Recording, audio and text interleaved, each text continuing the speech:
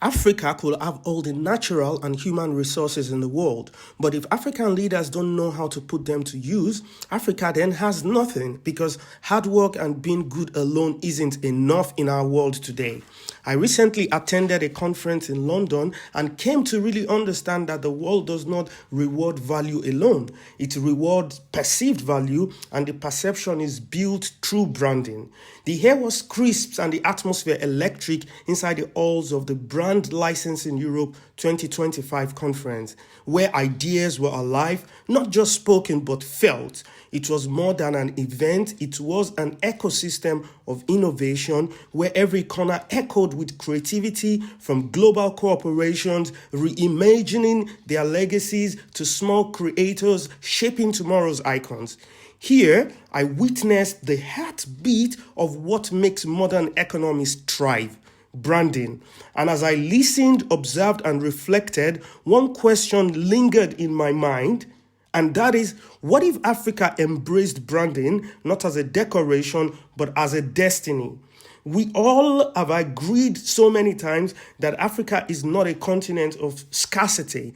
It is a continent of stories, rich stories, deep stories, ancient and yet untold in modern languages. We have vast natural resources, vibrant cultures, unstoppable human potential. Yet too often, our value has been exported, unbranded, unnamed, and uncelebrated. Branding is what transforms resources into reputation. It turns products into promises and places into powerhouses. Now more than ever, African leaders need to slow down, fix the narrative, and put forward a brand promise for Africa. We have gotten it wrong before now, so fixing it is going to be expensive, painful, and messy, but it has to be done and must be prioritized. When most African countries attained independence in 1960s and the African Union was formed, Kwame Nkrumah's vision for the future of Africa was that of a United States of Africa without colonial borders. And at the first OAU conference, Nkrumah gave one of the greatest speeches of his life. What are we waiting for? What are we looking for, Africa? Are we looking for mere charters conceived in the light of the United Nations example? A type of United Nations organization whose decisions are framed on the basis of resolutions that in our experience have sometimes been ignored by member states, where groupings are formed and pressure developed in accordance with the interests of the groups concerned? Or is it intended that Africa should be turned into a loose organization of states on the model of the organization of the American states, in which the weaker states within it can be at the mercy of the stronger or more powerful ones, politically and economically, and all at the mercy of some powerful outside nations or group of nations? Your Excellencies, is this the kind of association we want for ourselves in the United Africa we all speak of with such feeling and emotion? Your Excellencies, permit me to ask, is this the kind of framework we desire for a united Africa? An arrangement which in future would permit Ghana or Nigeria or the Sudan or Liberia or Egypt or Ethiopia, for example, to use pressure with either superior economic or political influence gives to decide the flow and direction of trade, say from Burundi or Togo or Nyasaland to Mozambique and Madagascar. We all want a united Africa. United not only in our concept of what unity connotes, but united in our common desire to move forward together in dealing with all the problems that can best be solved only on a continental basis. But may I dare to assert, equally on this occasion, Your Excellencies, that we meet here today not as Ghanaians, Guineans, Egyptians, Algerians, Moroccans, millions, Liberians, Congolese, or Nigerians, but as Africans.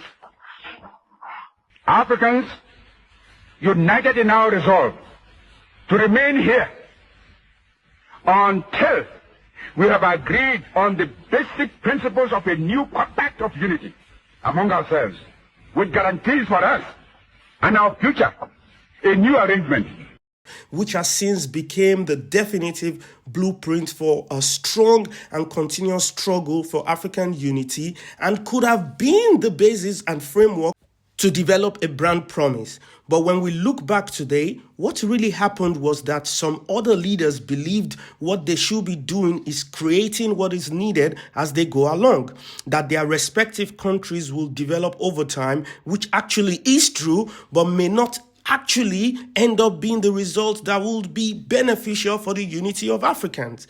Now at this point, I would like us all to look at it this way. Africa as a whole is competing with the rest of the world when it comes to unity, economic, social, and infrastructure development. And here is another myth. If we think we are alone in the aforementioned development and have no competition compared to the rest of the world, then let me break it here that we are dead wrong. There are others out there, countries, regions, institutions, and economic blocks that are in the same categories and competing for the same land and resources that we own naturally, but with better brand narrative than Africa. Globally, the difference between ideas that succeed and ones that don't 90% of the time is grounded in how solid their brand foundation is, and those that eventually deliver and make it count with their citizens benefiting from it all. They've planned it that way and it didn't happen by accident. Here are some major ideas wrapped brand that we might not have really thought much of simply because they are not considered private products or entities, so we easily miss them. Now, you take time and tell me what do you think about this. But I will tell you one thing, is that what they all have in common and fundamental in their existence is the core of their establishment. They know who they are and why they are existing. Every entity must have a reason for being. This could have emanated from solving a problem or a founder's story or origin. And we have to be strategic about it and make sure we make it count. Developing a mission statement and a brand positioning statement are two key strategic tools that are critical in the early stages of state formation, as well as in creation of businesses and companies we have today. So if we are serious, these definitions, or call them codifications of strategies behind the brand Africa, will shape the understructure and bedrock for everything that comes after. Now, these strategy tools will inform the development of the brand charm, the culture, and ethos altogether. They will also stand as a guiding principles governing every action, every decision, from constitution to product development, service to brand design, marketing to foreign policy engagement. I mean everything. So why does deciding who you are and why you exist need to be done? And a better way to look at it is what happens if it is not done? And I think most of us that are Africans will agree with me that we are far away from it. If you have to think of what Africa is branded as for more than 10 seconds without any positive results to say, then believe me that it does not exist at all. Because if we don't intentionally define what a strategy is from the beginning, those things would get defined anyway, and they may not be what we want them to be. Think about it for a moment. When you think of coffee, what comes to mind? Starbucks. When you think of chocolate, Belgium. When you think of fine gold jewelry, Switzerland. And yet Ethiopia grows some of the world's finest coffee beans. Cote d'Ivoire and Ghana feeds the global chocolate industry.